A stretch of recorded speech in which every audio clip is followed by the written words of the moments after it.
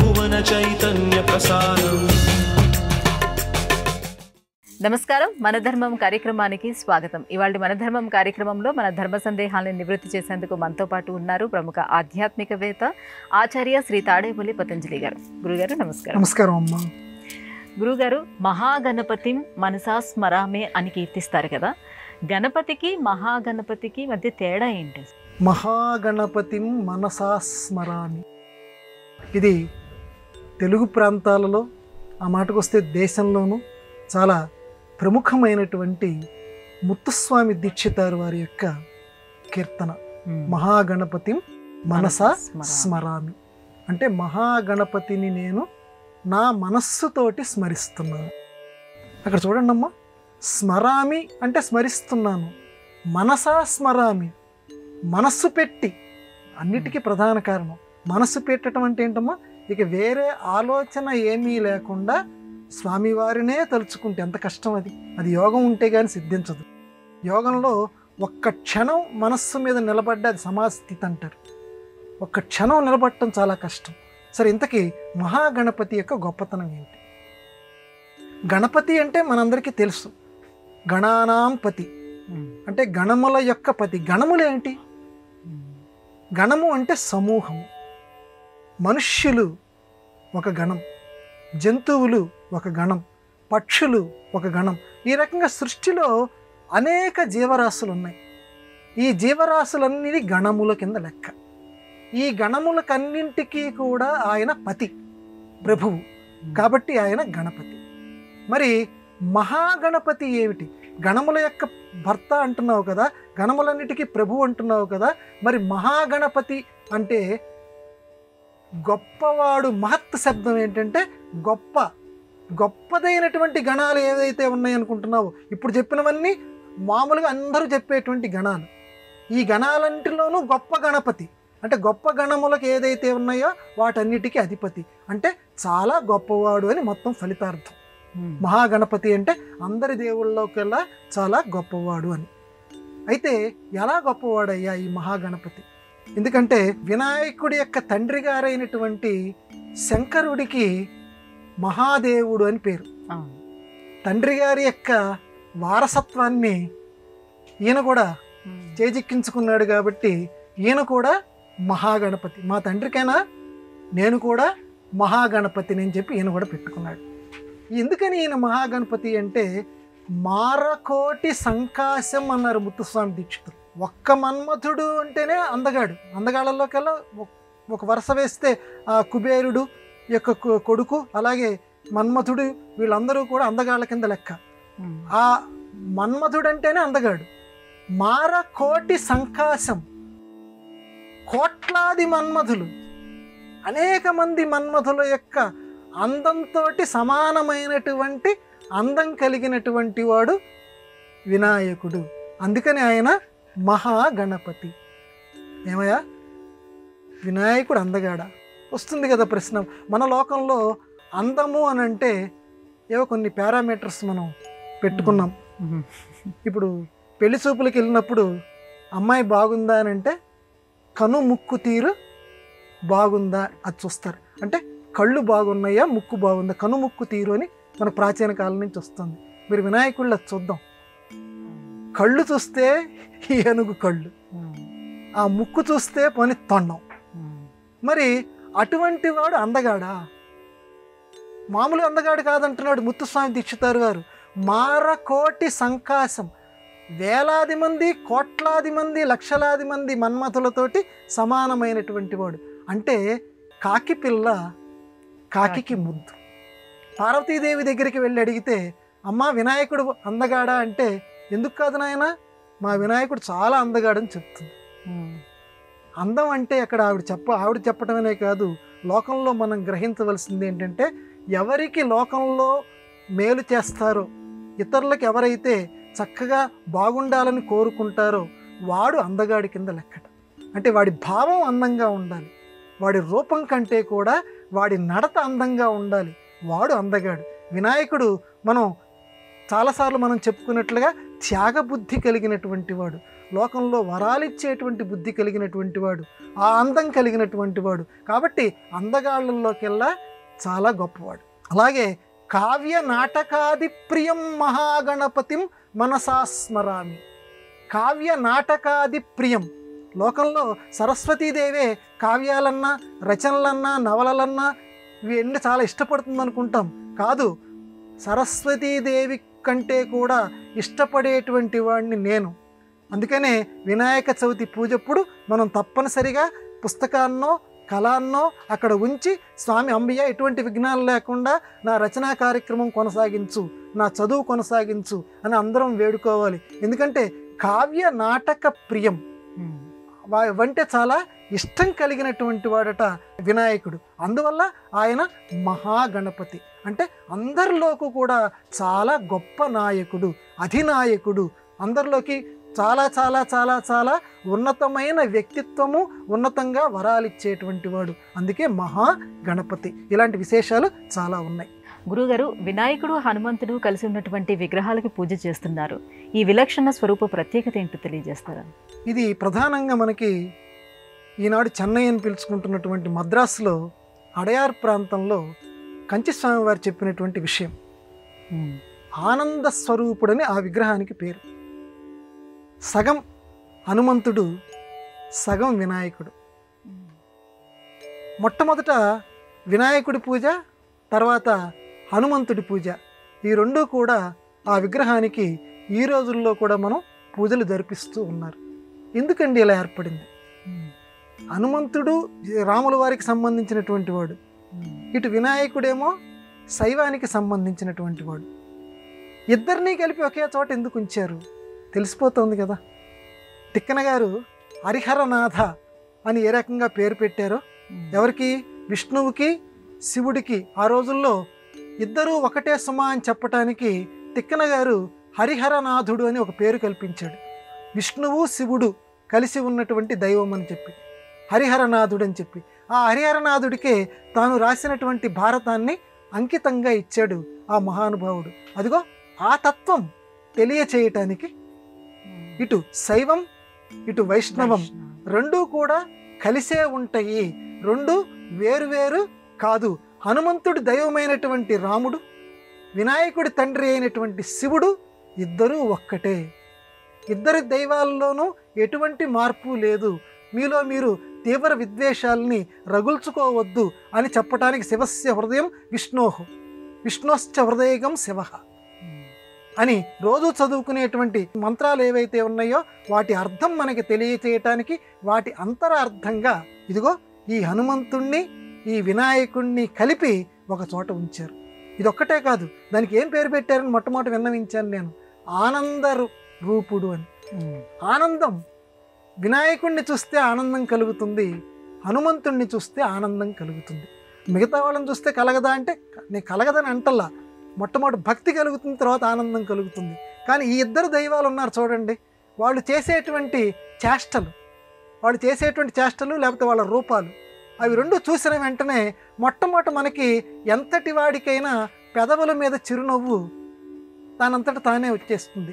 చిరునవ్వు అంటే ఆనందం యొక్క ఒక రేఖ. కాబట్టి ఇద్దరూ ఆనంద స్వరూపులు. మానవులమైన కోరుకునేది, మానవులకి కావలసింది బ్రహ్మానందం. చిట్ట చివరి ప్రతి వాళ్ళకి లభించవలసింది బ్రహ్మానందం. అదిగో ఆ బ్రహ్మానందం ఇచ్చేటువంటి వారు, దానికి మార్గం ఏర్పరిచేటువంటి వారు ఈ హనుమంతుడు, ఈ వినాయకుడు. కాబట్టి ఇద్దరిని ఒక చోట ఉంచుతున్నాను, ఇద్దరిని ఏకీభావంతో చూడండి. అప్పుడు మీకు చక్కగా సిద్ధి బుద్ధి ముక్తి కలుగుతుంది సుమా అని చెప్పటానికి అదిగో ఆ అడయార్ ప్రాంతంలో ఆ హనుమంతుడు ఆ వినాయకుడు కలిసి ఉన్నటువంటి విగ్రహం ఏర్పరిచారని కంచి స్వామి వారు తెలియజేశారు. గురువుగారు, గణపతి స్వరూపాలలో వల్లభ గణపతి స్వరూపం యొక్క ప్రత్యేకత ఏంటి? మనం భోజనం చేసేటప్పుడు ఒక్క పదార్థంతో ఎలాగ తృప్తి పడమో నేను చాలాసార్లు చెప్తుంటాను. గణపతి ఒక్కడే, ఆ మాటకు వస్తే దైవం ఒక్కడే. కానీ 108 గణపతులు అన్నాడు, ఒక ఆయన 1116 గణపతులు అన్నాడు, ఒక ఆయన 32 అన్నాడు, ఒకరు 11 అన్నారు. ఇలా ఎవరికి వాళ్ళు ఇన్ని గణపతి రూపాలు ఉన్నాయని చెప్పారు. ఈ చెప్పినటువంటి రూపాల్లో ఒక గణపతి ఈ వల్లభ గణపతి. ఈ వల్లభ గణపతి, వల్లభం అంటే ప్రియమైన అని అర్థం. ప్రియమైనటువంటి, లక్ష్మికి ఇష్టమైనటువంటి గణపతి వల్లభ గణపతి. మళ్ళీ లక్ష్మికి ఇష్టమైన గణపతి అంటారు ఏంటండి? మళ్ళీ లక్ష్మీ గణపతి. అవును నాయన, ప్రియమైనటువంటి గణపతి. ఎందుకంటే గణపతి వేరు, విష్ణువు వేరు కాదు, ఇద్దరూ ఒక్కటే. ఇద్దరు ఒకటే ఏంటండి బాబు? గణపతి వేరు అనుకుంటున్నాము, విష్ణువు వేరు అనుకుంటున్నాము కదా అంటే కాదు నాయన, ఇద్దరూ ఒక్కటే. ఎందుకని? శుక్లాం వరధరం విష్ణుం. మళ్ళీ ప్రామాణిక. అన్నిటికీ కొండల్లోకెల్లా పెద్ద కొండ హిమాలయ పర్వతంలాగా అన్నిటికీ దిక్కు అదే శ్లోకం. శుక్లాం వరధరం, అది అందరూ ప్రామాణికంగా అంగీకరించినటువంటి శ్లోకం. ఈ శ్లోకం లేదని ఎవడు అండు, అందరికీ నోటికొచ్చింది. శుక్లాంబరం, ఆ నోటికొచ్చిన శ్లోకంలోనే విష్ణుమూర్తి, వినాయకుడు ఇద్దరు ఒకరే అని చెప్తున్నారు. విష్ణుం.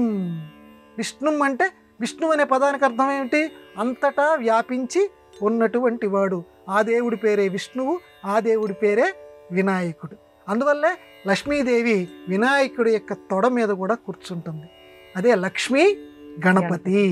ఆయనే వల్లభ గణపతి, ఇష్టమైనటువంటి కోర్కెలు తీర్చేటువంటి గణపతి. కాబట్టి వల్లభ గణపతిని గనక నువ్వు సేవిస్తే నీకు కావలసినటువంటి సమస్తమైనటువంటి సంపదలు ఆయన సమకూరుస్తాడు. అయితే ఇక్కడ మన వాళ్ళు కొంతమంది ఎంతసేపటికి లక్ష్మీ లక్ష్మీ అంటే డబ్బు డబ్బు అనుకుంటారు. అది ఆ దృష్టి పోవాలి. లక్ష్మీ అనంటే, సంపద అంటే ఏ సంపద అనంటే ఆధ్యాత్మికంగా ఉండేటువంటి సంపద. ఏది కోరకుండా మన మనస్సుని నిలపగలిగేటువంటి ఉత్తమోత్తమైనటువంటి ఏ గుణముందో ఆ గుణాన్ని పెంచేటువంటి సంపద, అది ఉత్తమమైనటువంటి సంపద. కోరితే వచ్చేటువంటి ధనధాన్యాదులు ఇది క్షణికమైనటువంటివి, నశ్యమైనటువంటి, నశించేటువంటి సంపదలు. మన వెంట ఇవేవి రావు, అందరికీ తెలిసే విషయం. కానీ శాశ్వతమైన సంపద ఉంది. ఆ సంపద ఇచ్చేటువంటి వాడు వల్లభ గణపతి. ఆధ్యాత్మికంగా మన మనస్సుని పెంచేటువంటి వాడు వల్లభ గణపతి. అక్కడ లక్ష్మి అంటే అది. అంతేగాని మనమేదో ఊహించేసేసుకొని వినాయకుడండి, ఆయన తొడ మీదటండి, లక్ష్మీదేవి కూర్చుందటండి, ఆయన మనం కోరిన కోరికలు ఇచ్చేస్తాటండి అంటే నువ్వు అంతవరకే ఉంటావు. నీ స్థాయి అంతవరకే. నువ్వు కోరుకోవలసిన సంపద అది. ఆధ్యాత్మికంగా ఉన్నతోన్నతుడివి కావాలి. జన్మరాహిత్యం, జన్మరాహిత్యం, అది ఉత్తమమైనటువంటి సంపద. ఆ సంపదని అనుగ్రహించేటువంటి వాడు లక్ష్మీ గణపతి. ఆయనే మరొక పేరు చెప్పుకోవాల్సి వస్తే ఇంకో రకంగా వల్లభ గణపతి, మనందరికీ ఇష్టమైనటువంటి గణపతి. గురువుగారు, గజాసురుణ్ణి సంహరించింది శివుడా, విష్ణువా, లేక విఘ్నేశ్వరుడా? ఒక పురాణంలో రుద్రుడు గజాసురుణ్ణి సంహరించినట్లుగా ఉంది.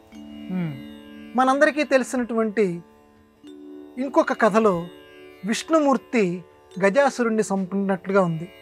గణేష పురాణంలో వినాయకుడు గజాసురుణ్ణి చంపినట్లుగా ఉంది. ఇప్పుడు మనకు ప్రశ్న మీరు అడిగింది, ఇంతకీ గజాసురుడు అనేటువంటి వాళ్ళు ముగ్గురు ఉన్నారా? ముగ్గురు దేవతలు ఒక్కొక్క సమయంలో చంపారా? లేకపోతే ఉన్నటువంటి గజాసురుడు ఒక్కడేనా? ఈ ఒక్కడైనటువంటి గజాసురుణ్ణి మూడు సార్లు వీళ్ళు చంపారా అని అంటే మళ్ళీ ప్రతీకాత్మకం. పురాణం ఎప్పుడూ కూడా నీకు వెంటనే అరటిపండు ఒలిచినట్లుగా చెప్పదు. కొంచెం మనసు పెట్టాలి, కొంచెంగా శరణు వేడాలి. శరణు వేట్టమంటే ఆ పౌరాణికుడిని మనం శరణు వేడాలి. బాబు, ఇందులో అంతరార్థం ఏమిటి? గజాసురుణ్ణి ఎవరు చంపారు? ఈ ముగ్గురు వేరువేరుగా అంటే అప్పుడు మళ్ళీ చెప్తున్నాడు, ముగ్గురు దేవతలు ఒక్కరే. ఇక్కడ ముగ్గురు కాదు, ముగ్గురు ఒక్కరే. ఏదైతే విష్ణువు అంటున్నావో ఆయనే శివుడు, ఏదైతే శివుడు అంటున్నావో ఆయనే గణపతి. కాబట్టి గజాసురుణ్ణి మూడు ఇప్పుడు ఈ కాలాల్లో ఈ ముగ్గురు చంపారు, మూడు యొక్క నామాలతోటి. ఏంటండి ఇది అని అంటే పెద్దలు చెప్తున్నారు, రామాయణం అనేది ప్రతి యుగంలోనూ జరుగుతూ ఉంటుందట. భారతం అనేది ప్రతి యుగంలోనూ మనం ఏమనుకుంటామంటే త్రేతాయుగంకి అయిపోయిందిగా రామాయణం, ఇప్పుడు ఈ కలియుగం అయిపోయింది అనుకుంటాం.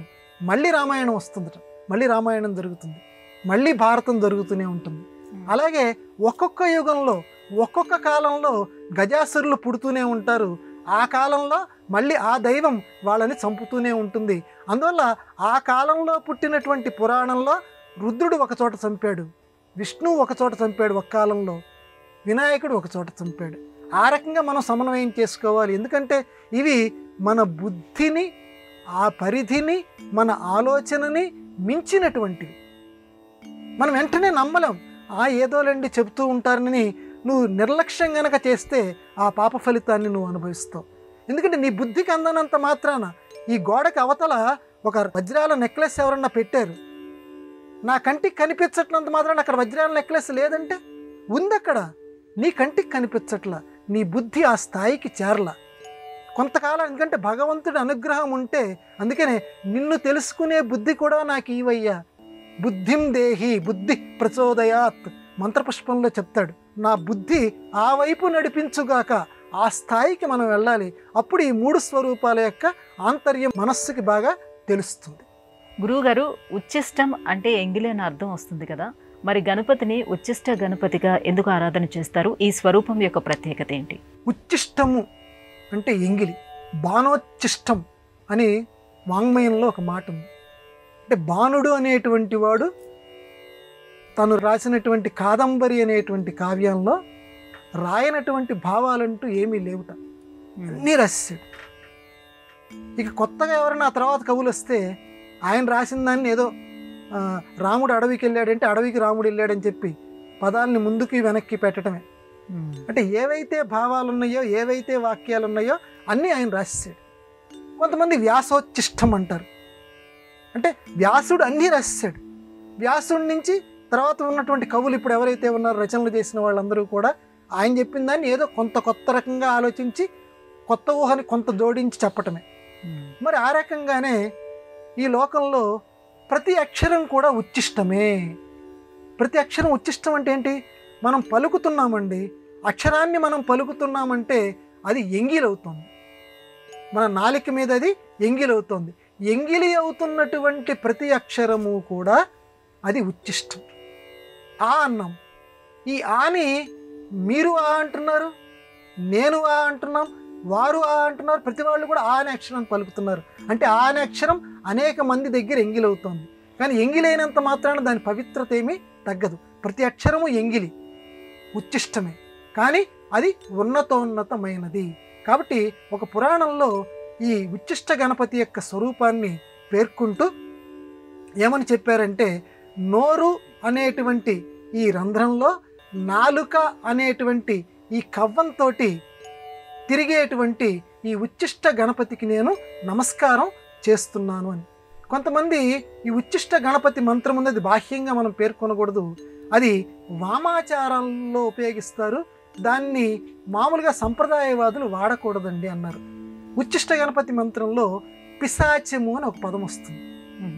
పిశాచ సాధారణంగా పిశాచము అనేసరికి వామాచారం అంటే ఏంటంటే ఈ శ్మశానాల్లో పూజలు చేసేటువంటి వాళ్ళకి సంబంధించినటువంటి ఆచారాలు, అది వామాచారం అంటారు. వాళ్ళు వాడతారండి ఉచ్చిష్ట గణపతి మంత్రాన్ని, మనం వాడకూడదన్నారు. కాదు నాయన, ఈ పిశాచం అంటే భయపడక్కర్లేదు. మనకు ఉన్నటువంటి తెగల్లో దేవతలు, రాక్షసులు, యక్షులు, కుబేరులు, ఆ తెగల్లోనే పిశాచాలని ఒక తెగ ఉంది. అంటే పిశాచాలంటే వాళ్ళు ఏదో విడవదగినటువంటి వారు కాదు, వాళ్ళ పేరు అది పిశాచాలు అని చెప్పి ఆ పిశాచాలకు సంబంధించింది ఈ మంత్రంలో ఉన్నటువంటి పదం. కాబట్టి ఉచ్చిష్ట గణపతి మంత్రం అందరూ చదువుకోవచ్చు. కోర్టు కేసులు తేలటం లేదు, ఇప్పటికీ చదువుతున్నారు, ఫలితాలు పొందుతున్నారు. ఎంతసేపటికి న్యాయస్థానాల్లో కేసు తేలటల్లా ఉచ్చిష్ట గణపతి మంత్రం చదువుకో. ముత్తుస్వామి దీక్షితార్ అంతటి గొప్ప వాగ్గేయకారుడు, ఆయన కూడా ఉచ్చిష్ట గణపతి నీ యందు నా యొక్క మనస్సు తిరుగుతోందయ్యా, చక్కగా నీ పాదపద్మాల్ని ఎల్లకాలం సేవించేటువంటి అదృష్టం నాకు ప్రసాదించు అని చెప్పి ఆ ఉచ్చిష్ట గణపతిని ముత్తుస్వామి దీక్షిత వేడుకున్నారు. కాబట్టి ఉచ్చిష్ట గణపతి అని మనం ఆ పేరు వినటంతో ఏంటండి బాబు ఇందాక మహాగణపతి అన్నారు, లేకపోతే వల్లభ గణపతి అన్నారు, ఆ పేర్లేవో వినటానికి బాగున్నాయి, కానీ ఈ ఎంగిలి గణపతి ఏంటంటే అంటే లోకంలో దూష్యమైనది ఏది లేదు, దూషించదగినది ఏది లేదు, అన్నీ కూడా స్వీకర్తవ్యాలే. ఇప్పుడు చూడండి, లోకంలో ఇష్టం ఉంటే, ఇష్టం కాని వాళ్ళ దగ్గర మనం తీసుకోండి, ఇష్టం ఉంటే వాళ్ళు ఎంగిల్ చేసినటువంటిది, ఇప్పుడు చిలక కొట్టింది అంటారు చూడండి, ఏదైనా చిలక ఏదైనా పండు కొట్టింది అనుకోండి, ఆ పండు చాలా రుచిగా ఉందంటారు, అది ఎంగిలి కదండి. కానీ ఎంగిలిదైనా సరే ఆ పండును లోకంలో స్వీకరిస్తారు. అలా కొంతమంది ముట్టుకుంటారు, వారు కొరికినటువంటిది కొంతమంది చాలా ఆప్యాయంగా దాన్ని స్వీకరిస్తారు. స్వామివారు కూడా అంతే. ఆ ఉచ్చిష్ట గణపతి ఇచ్చినటువంటి ఆ నైవేద్యం ప్రసాదాన్ని, అంటే నైవేద్య ప్రసాదం అంటే అక్షరం, అంటే ఆ నామం, ఆ నామాన్ని మనం కూడా ఉచ్చరిస్తే ఆ ఉచ్చిష్ట గణపతి యొక్క అనుగ్రహం మనకి కలుగుతుంది. కాబట్టి ప్రధానంగా ఉచ్చిష్ట గణపతి రూపంలో ఉన్నటువంటి సందేశం ఏంటంటే, లోకంలో హీనంగా దేనిని చూడకు, ఎంగిలి అని పక్కన పెట్టకు, అన్నీ నా స్వరూపాలే. ఇది అందులో ఉన్న అంతరార్థం. గురువుగారు, గణపతి స్వరూపాలు అనేకం ఉన్నాయి కదా, అందులో 108 గణపతులు చాలా ప్రధానమైనవిగా చెప్తారు. ఈ స్వరూపాలలో ఏ గణపతి స్వరూపాన్ని ఆరాధిస్తే మనకున్నటువంటి ఆటంకాలు, అంతరాయాలు తొలగిపోతాయి? చాలా క్లిష్టమైనటువంటి ప్రశ్న, చిక్కు ప్రశ్న. ఎందుకనంటే ఒక నగల కొట్టుకెళ్ళి ఈ నెక్లెస్ బాగుందా, ఆ నెక్లెస్ బాగుందా అని అంటే అది బాగుంది ఇది బాగుంది కాదయ్యా, ఒక్కటే నెక్లెస్ చెప్పమంటే ఎవరికైనా చాలా కష్టం. అవును కదమ్మా. ఇప్పుడు ఒక తల్లిని తనకు పుట్టినటువంటి 3-4 పిల్లల్లో ఏ పిల్లవాడు బాగున్నాడంటే చెప్పటం కష్టం. కానీ ఈ 108 గణపతుల్లో ఒక గణపతి నీకు శీఘ్రమైనటువంటి ఫలితాన్ని ఇస్తాడు. ఆశుతోషుడు అని శివుడికి ఏ రకంగా పేరుందో, ఆశుతోషుడు అంటే కోరుకున్న వెంటనే శీఘ్రంగా వరాలు ఇచ్చేస్తాడు, ఇంకా అనుమానం లేదు. నువ్వు ఏది కోరుకుంటే దాన్ని వెంటనే అనుగ్రహించేసేస్తాడు. ఆ రకంగా గణపతుల్లో కూడా బాగా పరిశోధించారు. ఇదిగో ఈ గణపతి నీకు వెంటనే ఆశుతోషుడు, నీకు వరాలు ఇస్తాడు, నువ్వు కోరుకుంది ఇస్తాడు. ఎవరయ్యా బాబు కొంచెం చెప్పు మాకు అంటే శుక్ల గణపతి అన్నారు. శుక్ల గణపతి ఆయన పూజ చేయాలంటే ఏదన్నా మాకు కొంచెం ఏదన్నా ఒక పదం కానీ ఒక శ్లోకం కానీ ఏదన్నా చెప్పబోయే కొంచెం పూజ చేసుకుంటాం, వెంటనే మాకు ఫలితాలు ఇస్తాడంటున్నావు కదా అని అంటే అందరికీ తెలిసిందేనాయనా అని చెప్తూ ఆ శుక్ల గణపతికి సంబంధించినటువంటి శ్లోకం చెప్పారు. అంతరాయ తిమిరోపశాంతయే శాంతపావనమచింత్య వైభవం తం నరం వపుషి కుంజరం ముఖే మన్మఖే కిమపి తుందిలం మహః. అంతరాయ తిమిరోపశాంతయే, అంతరాయ తిమిర ఉపశాంతయే. ఏదైతే విఘ్నాలు అనేటువంటి చీకట్లు ఉన్నాయో ఆ చీకట్లని ఉపశాంతయే తగ్గించటం కోసం శాంతపావన మచింత్య వైభవం, శాంతాకారం కలిగినటువంటి వాడు, పవిత్రుడైనటువంటి వాడు, ఇంత అని ఊహించటానికి వీలు లేనటువంటి గొప్పదైనటువంటి వైభవం కలిగినటువంటి వాడు అయినటువంటి ఆ కుంజరముఖుడు ఎవరైతే ఉన్నారో, ఆ ఏనుగు ముఖం కలిగినటువంటి వాడు ఎవరైతే ఉన్నారో, ఆ ఏనుగు ముఖం కలిగి ఎటువంటి వాడైనా తేజస్వరూపుడు, కాంతిమయంగా ఉంటట. ఆ కాంతిమయంగా ఉండేటువంటి ఆ తేజస్వరూపుణ్ణి మన్మహే, నేను నా మనస్సులో కిమపి తుందిలం మహః, ఆ గొప్పవాడిని మాటి మాటికి నేను మనస్సులో తలుచుకుంటూ ఉంటుంటాను. అంటే లోకంలో ఎవ్వరం కూడా చీకట్లో కష్టాల్లో ఉండాలని ఎవ్వరం కోరుకోం. ప్రతి వాళ్ళం తమ సోమ జ్యోతిర్గమయ, చీకట్లు వద్దు వెలుగు వైపుకు నడుద్దాం, మనందరికీ తెలిసిందే. అదిగో అది కలిగించేవాడు ఈ శుక్ల అంటే స్వచ్ఛమైనటువంటి ఈ గణపతి, శుద్ధ గణపతి. కాబట్టి ఆయన్ని పూజ చేసేటువంటి గొప్ప శ్లోక మంత్రం ఇప్పుడు నేను చెప్పినటువంటిది. ఈ మంత్రాన్ని నిష్ఠగా గనక జపిస్తే అందరికంటే అందరి గణపతులు మనకి కోరిన కోరికలు తీరుస్తారు, కానీ ఈ శుక్ల గణపతి వెంటనే ఆశుతోషుడిలాగా నీ కోరికలు నెరవేరుస్తాడు. ఎందుకంటే ఆయన తేజస్వరూపుడు, తేజస్సు వెలుగు చీకట్లను పోగొడుతుంది. అలాగే స్వామివారు కూడా మన కష్టాల చీకట్లని పోగొడతాడు. కాబట్టి అందరూ శుక్ల గణపతిని సేవించి చక్కటి ఫలితాలని పొందేదరుగాక. గురుగారు, ఇవాళ మన ధర్మం కార్యక్రమంలో మాకు వచ్చినటువంటి ఈ ధర్మ సందేహాలన్నీ కూడా నివృత్తి చేసినందుకు ధన్యవాదాలండి. నమస్కారం అమ్మా.